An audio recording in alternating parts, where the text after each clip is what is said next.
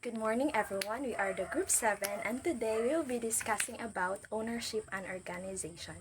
In this topic, we will be discussing about the advantages and disadvantages of each type of ownership and organization.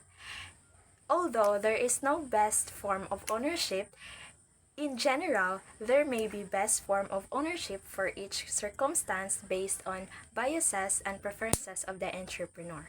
So the objective of this topic will be increase participants' awareness of different forms of business ownership, thereby allowing them to choose the right form of organization in putting up a new business. And it helps participants analyze the advantages and disadvantages of each form of organization. And lastly, it provides participants the legal requirements of each type of ownership and organization. So here are the things to consider in selecting the best legal form of organization. First is ownership. So you should know how many owners will there be, or will their ownership be equal. Next is the management. So of course, in this part or in this it is important to consider that the management, because this is an important part of the business. Of course, so will the owners also manage the firm? Next is financing. Of course, how will you put up a business if you don't have any finances, right? So you should consider how much money is needed to start or purchase the business, and that what source might provide it. Next is liability. So is it desirable to separate the assets of the business from the personal assets of the owners? Next is incentives. So of course, you should have an incentive to your workers or your business. Next is, will the business be able to provide the incentive necessary to attract the managerial talent needed for growth and success? Next is taxation. Of course, paying tax is important. So what legal form will minimize the total tax load composed of the business? Next is retention of income. So which form will provide the maximum income? Lastly is protection. So will the asset values developed in the business over time be preserved if key persons become unavailable because of illness or death? Yeah, and that would be the things to consider in selecting the best legal form of organization. So we have, to sum it up, we have the ownership, the management, the financing, the liability, the incentives, the taxation, then the retention of income, and of course the protection. So this is very important because without this, your business will be fail. Next is the sole proprietorship. So what is sole proprietorship or single proprietorship? Is a form of business organization initiated, organized, owned, or capitalized and managed by a single person. So from the word itself, single, so it means one person. So as defined, the entrepreneur is the capitalist, so the manager,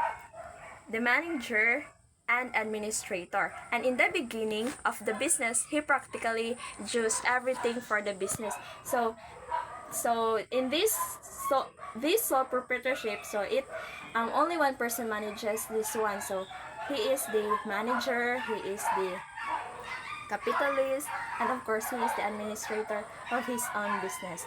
And that would be all, and the other part will be discussed by my group mates. Good morning, everyone. Today we'll talk about partnership and corporation. These are two important forms of business ownership. You might be familiar with small businesses owned by friends or families, and others like Jollibee or SM that are big corporations. So, what makes them different? And what are their advantages, especially when it comes to employees? So, now let's find out together. First, let's talk about partnership. A partnership is an association of two or more businesses partners who co-own a business for the purpose of making a profit. In a partnership, the co-owners or partners share the assets, liabilities, and profits of the business according to the terms of the partnership agreement. Just like, for example, imagine Carla and Bea opening a milk tea shop. So in this example, Carla provides the capital while Bea manages the day-to-day operations. That's a partnership. Both are owners and share business gains and losses. Now, in a partnership, each partner contributes something. It could be money, skills, or property, and they both share in the rewards and risk. Moving on, um, not all partners have the same role. So there are several types of partners. First is a general partner. A general partner is one who shares ownership and management of the business and is liable to the extent of his separate property after all the assets of the partnership are exhausted. For example, Juan and Pedro own a small printing shop and both of them manage the daily operations, deal with customers, and make business decisions together. So it means that if the business owes money, both Juan and Pedro must pay, even with personal property if needed. Next is limited partners. A limited partner refers to the partners with limited financial liability and they do not take active role in the management of the firm.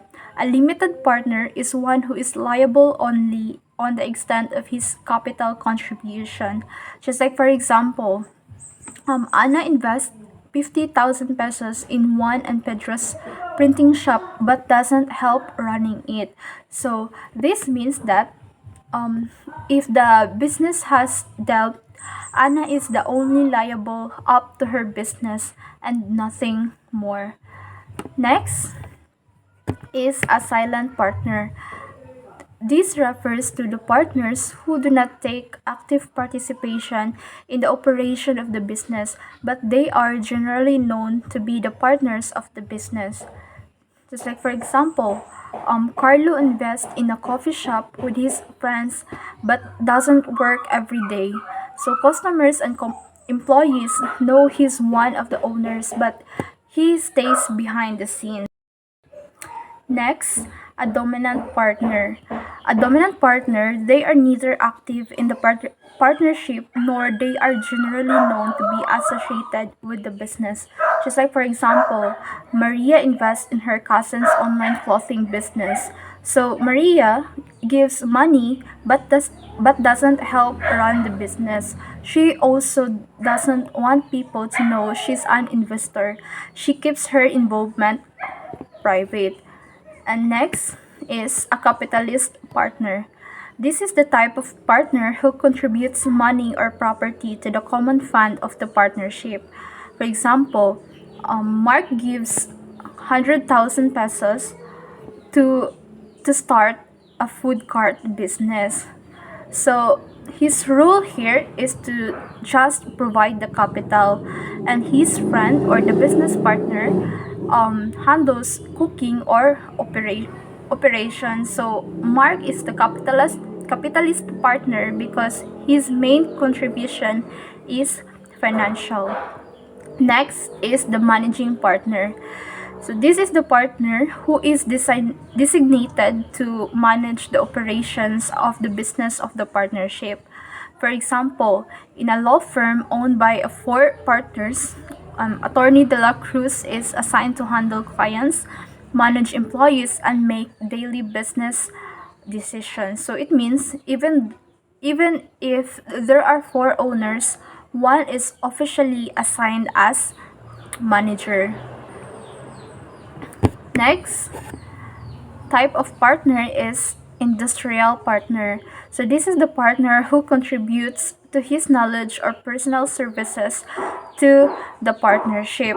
For example, Ben contributes his baking skills to the bakery. So the capitalist partner So Lisa here is the capitalist partner. She gives 50,000 pesos, and Ben only contributes labor and expertise. So without him, the bakery cannot operate. Next is a secret partner. This is a partner who takes active part in the business but is not known to be part by outside parties. Just like for example, Paulo helps manage a bar business with his friends, but his name doesn't appear in any documents or advertisements, so that is a secret partner. Next is a nominal partner or partner by estoppel. So this is a partner who is actually not a partner but is held out or represented as a partner. So just like for example, Chef's Alex Diner uses the chef's name. So Chef Alex does not invest.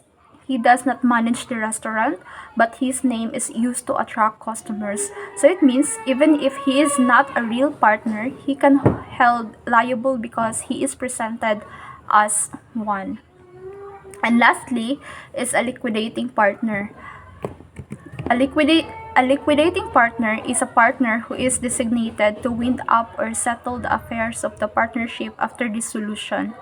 Just like for example, a hardware store decides to close down, and one of the partners, Leo, is assigned to sell all equipment and pay the remaining debts. Now that we know the types of partners, let's proceed to the advantages of forming a partnership. So first advantage is pooling of resources. A partnership brings together two or more people who, as a group, have more business potential than as individuals. So this means a partners can combine money, skills, ideas, and talent. When people work together, they can accomplish more than one person working alone. For example, one partner may be good in finances while other is good in marketing. Together, they make the business stronger. Next is ability to obtain capital. So the combined financial resources of the partners make it easier to obtain business loans. So banks are more willing to lend money because the business has multiple owners supporting it. More owners means more financial backing, so lenders trust the business more. Next is simplicity and incentive. So each partner is motivated because the success of the business depends partly on their own efforts. In simple terms, partners work harder because they know the business results directly affect them. If the business succeeds, they benefit. This creates a strong motivation among partners. Next is limited regulation and taxation. A partnership is subject to minimal regulation and partners are taxed individually. So this means a partnership is easier to operate because it has fewer legal requirements than a corporation. Also, the partners themselves pay taxes, not the partnership as separate entity. Now that we've finished the advantages, let's move on to the disadvantages of a partnership. So first, we have unlimited liability. All the partners are liable for the actions of each other. So this means if the partner makes a mistake or causes debt, all partners are responsible even if they were not involved. Your personal property may be used to pay business debt. Next is a tenuous existence. The partnership may be terminated by the death, insanity, or incapacity of a partner. So this tells us that a partnership is unstable. If one partner dies or decides to leave, the entire partnership may dissolve. This may continuity a challenge. Next is the dependence on management harmony. Partners may not agree on certain matters, and division of work can become difficult.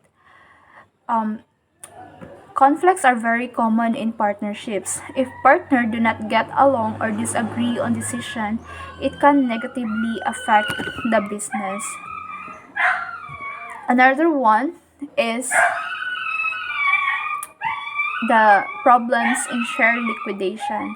A partner share is not easily disposed of except by agreement with other partners. So this means a partner cannot simply sell their part of the business to someone else.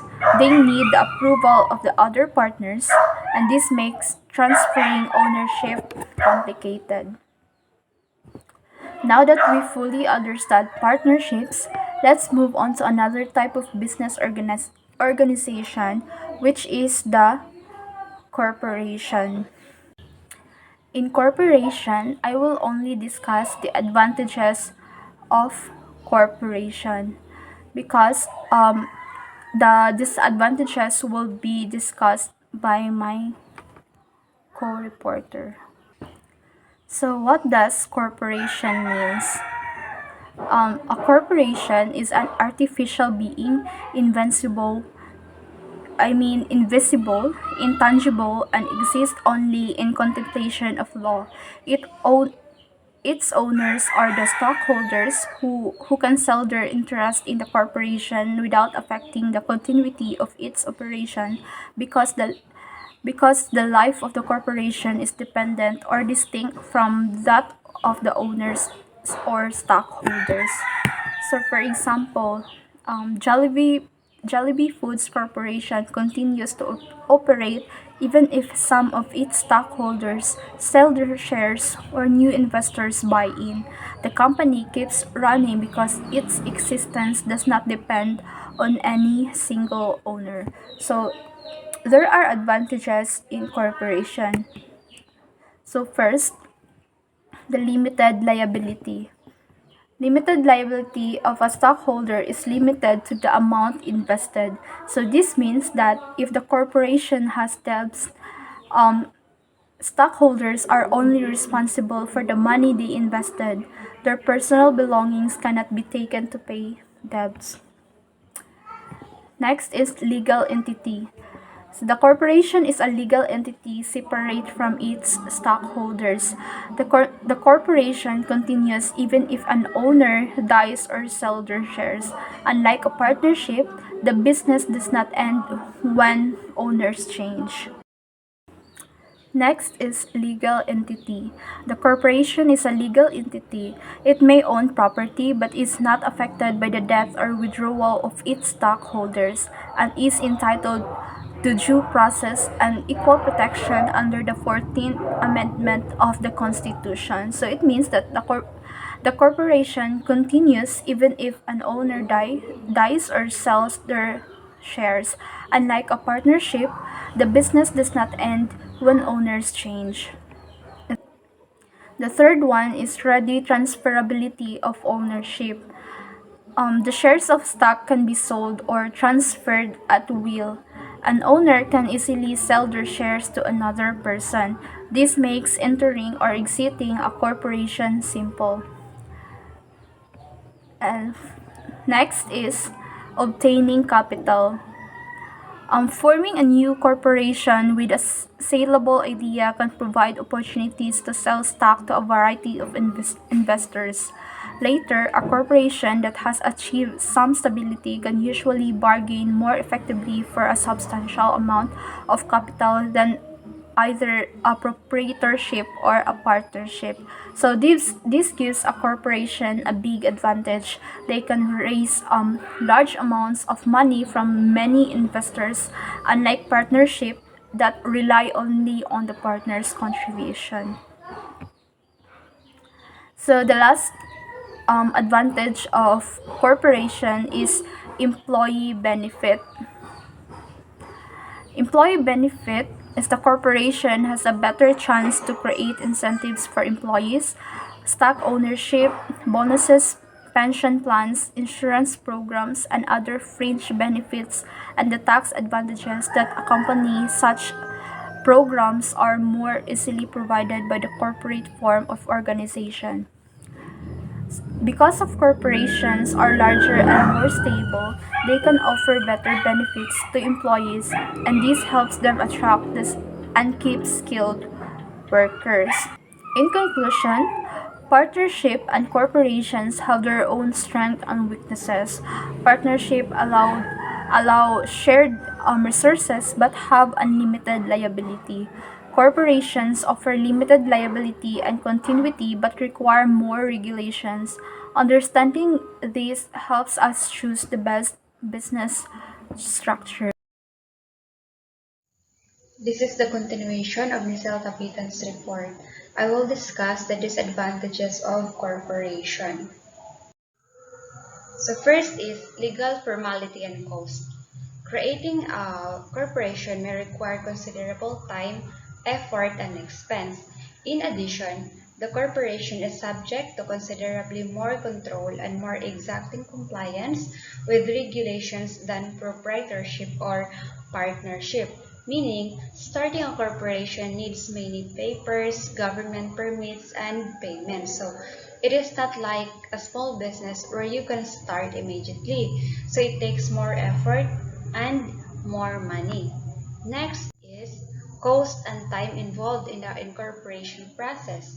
So, in view of the relatively large numbers of persons involved in forming a corporation, the cost involved and the time requirement for the formation or incorporation registration process is somewhat longer and difficult. So, creating a corporation involves many people, lawyers, accountants, officers, and government agencies. So because of this, the process takes many days or weeks and you spend more money during the registration. Next is taxation. The nature of a corporation is subject to certain tax regulations, which is more costly from the viewpoint of both national income tax and local government tax rules. Meaning, the corporation must pay more types of taxes and they are more complicated. So they follow strict national and local tax rules, which makes accounting harder and more costly. So the last disadvantage of corporation is potential loss of control by founders of the corporation. The nature of a corporation as well as the boundary between the powers of the owners or founders and managers of the business may pose as a constraint and threat to the founders or stakeholders of the corporation. So, when the corporation becomes big, the original founder cannot control everything anymore.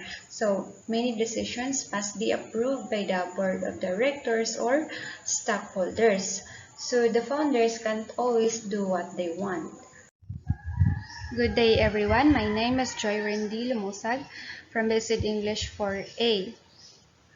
This is the continuation of our topic in chapter 7, which is ownership and organization. And my assigned topic is cooperative. So, what is cooperative?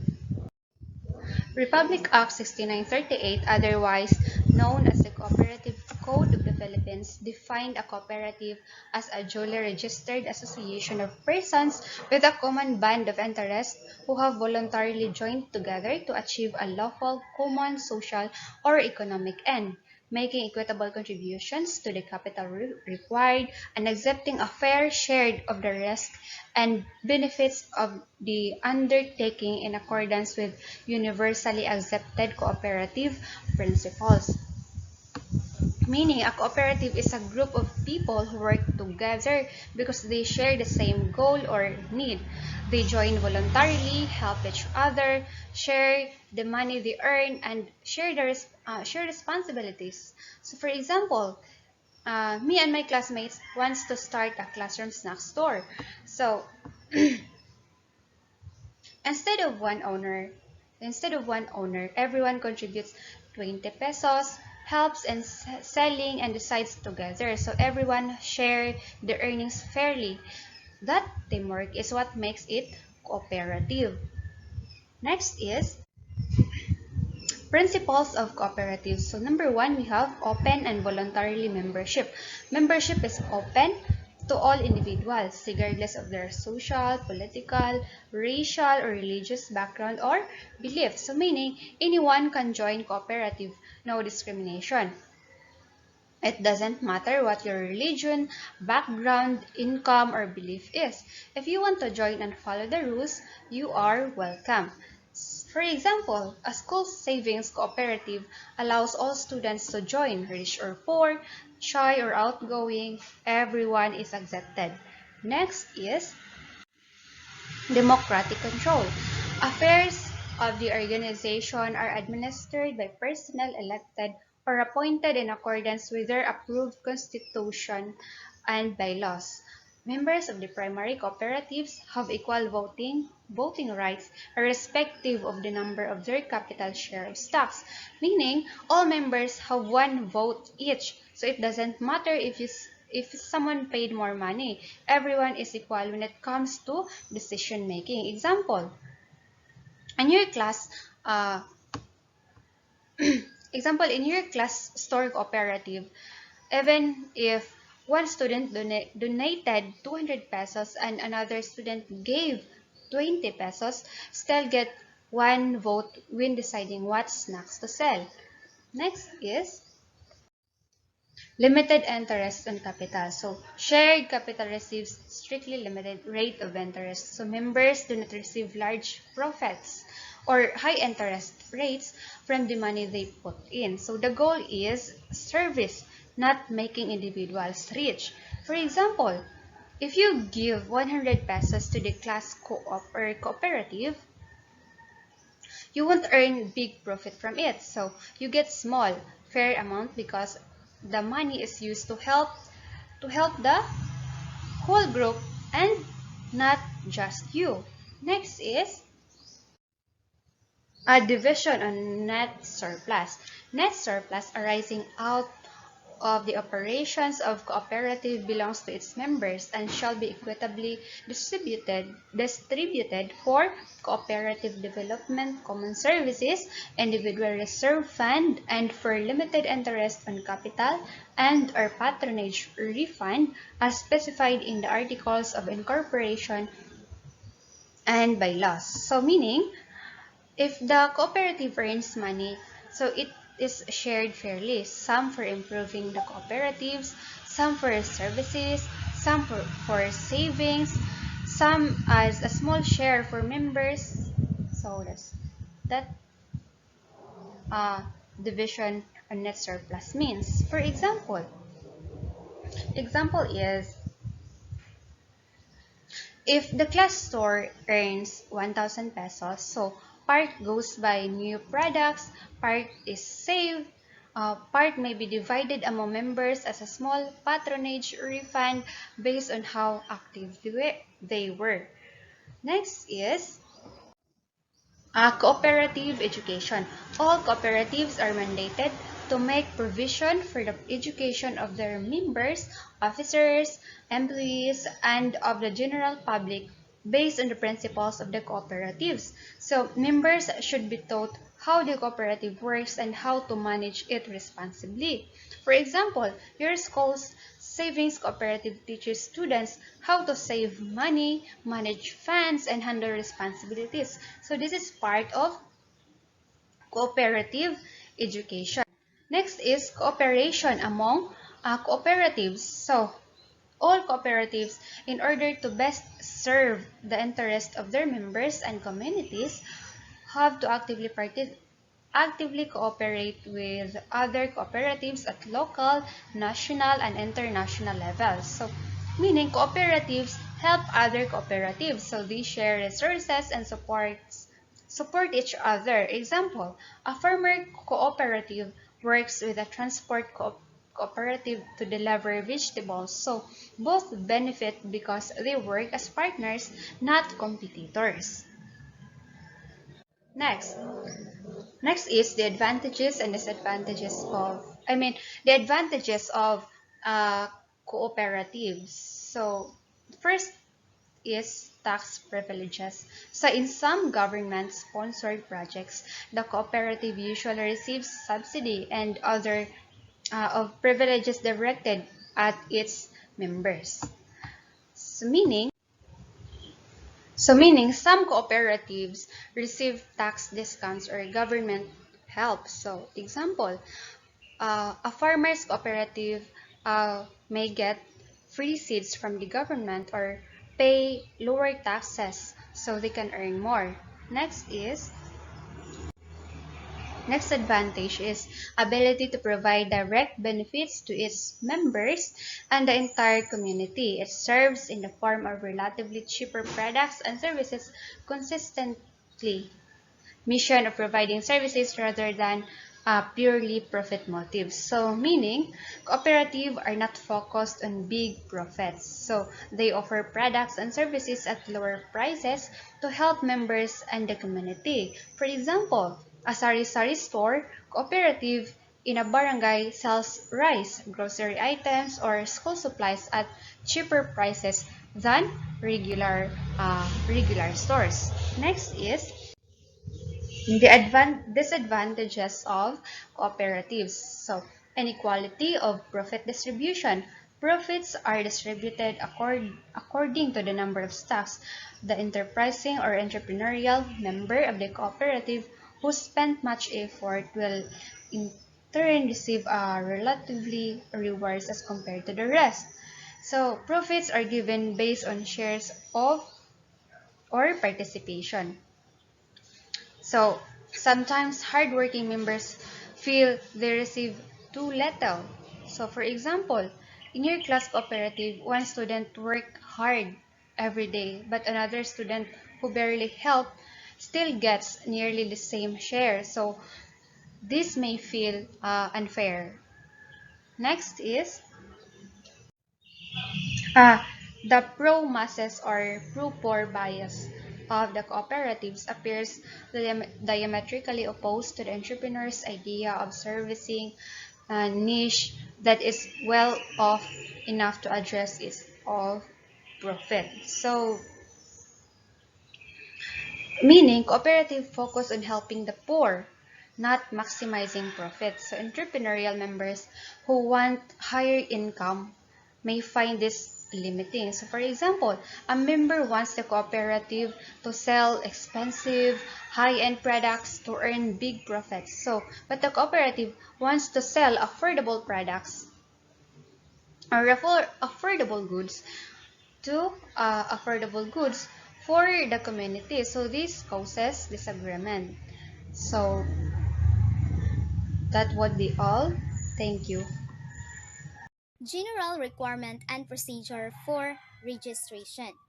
Prospective entrepreneur must check with the government agencies concerned for updated or revised administrative rules and policies, as well as recent legislative enactment that may have to be complied with. It means that before starting a business, an entrepreneur must check with the government agencies for updated rules, policies, and recent laws. This ensures that the business is legal. Registering a single proprietorship.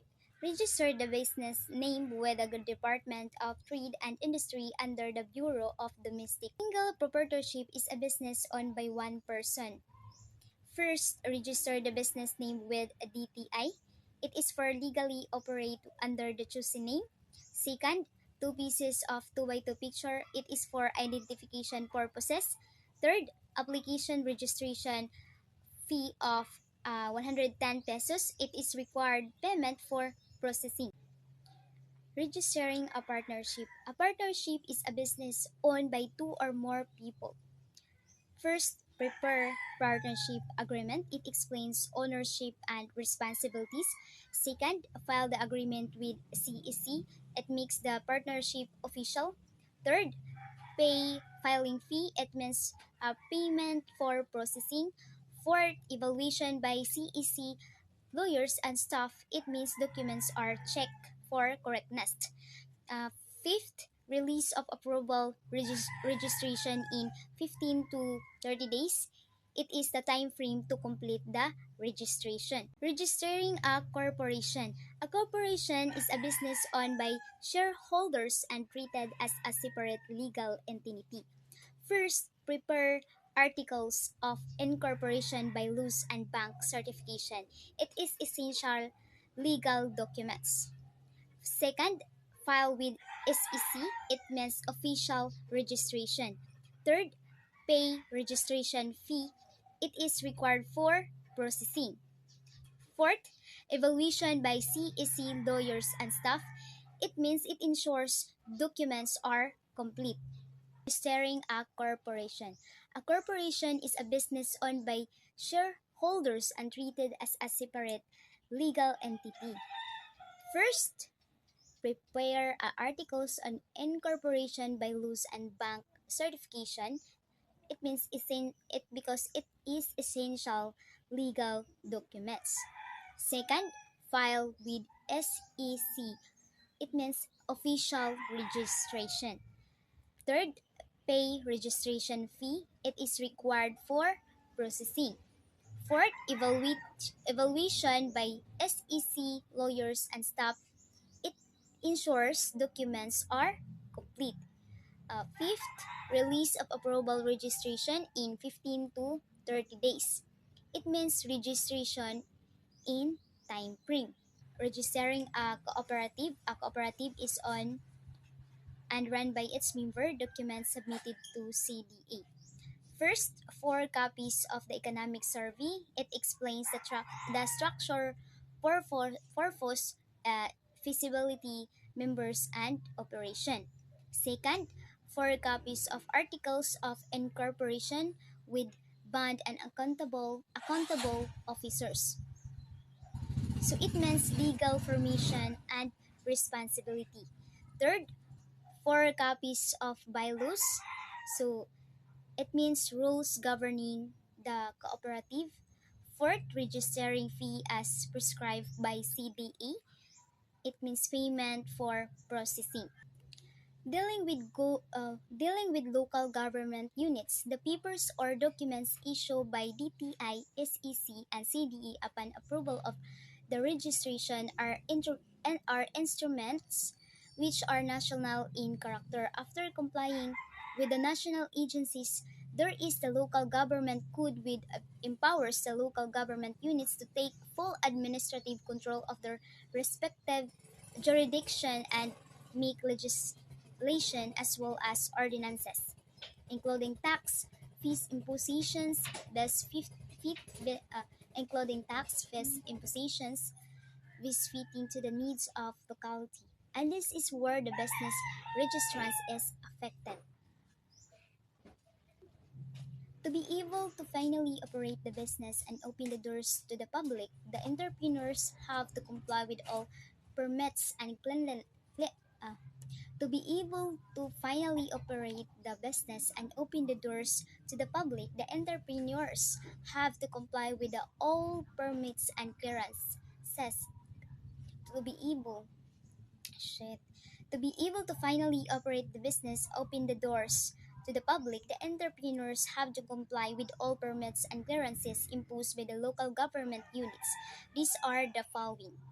First, mayor's permit. It is a permission to operate the city or municipality. Second, building permit. It means confirms that location meet safely standard. 3. Sanitary permit. Ensures hygiene and sanitation compliance. Fourth, cigar and liquor permit. It requires if selling tobacco or alcohol. Fifth, NBI clearance. Verifies owner has no legal issues. So, NBI clearance, it means it also verifies if the owner has no legal issues. 6. Barangay clearance. It means 6. Barangay clearance. It means it have permission for the local community. Dealing with other government and private bodies is an essential part of running a business. because it ensures that operations remains legal, supported, and smoothly connected to wider community. When entrepreneurs coordinate with government offers, they ensures important requirements such as permits, license, taxes, and compliance documents that allow their business to operate without legal issues. At the same time, working with private bodies like suppliers, partners, and financial institutions helps the business to gain access to resources, networks, and services that support growth. Understanding this relationship guides the owner towards selecting the best form of ownership, whether sole proprietorship, partnership, or corporation. Each form offers different levels of control, responsibilities, and collaboration. By knowing how to deal effectively with government agencies and private organizations, the owner can choose the structure that fits their capabilities, legal obligations, and long-term goals, ensuring that the business stands on a strong and sustainable foundation. Let's discuss the advantages of the proprietorship, partnership, and corporation. Proprietorship has several advantages. Of owner has full control over all decisions and manage the business independently. It is easy to start and close because it requires minimal legal procedures and lower startup costs. The owner also receives all the profits directly, which can be very rewarding. Additionally, running a sole proprietorship gives a strong sense of personal satisfaction and accomplishment, and for partnership, it offers benefits such as shared responsibility, which allows partners to divide the workable and make decisions together. Partners can also combine their money, skills, and expertise, making it easier to raise capital. Partnerships are also flexible, allowing the business to adapt or expand more easily than some other forms that ownership. And for the last one, corporation, it provides an advantage like limited liability, meaning that's not personally responsible for business debts. They have easier access to capital because they can raise funds by selling shares or attracting investors. Corporations enjoy perpetual assistance, continuing operations even if shareholders change. They can employ professional managers to efficiently run the business. And that's all. Thank you.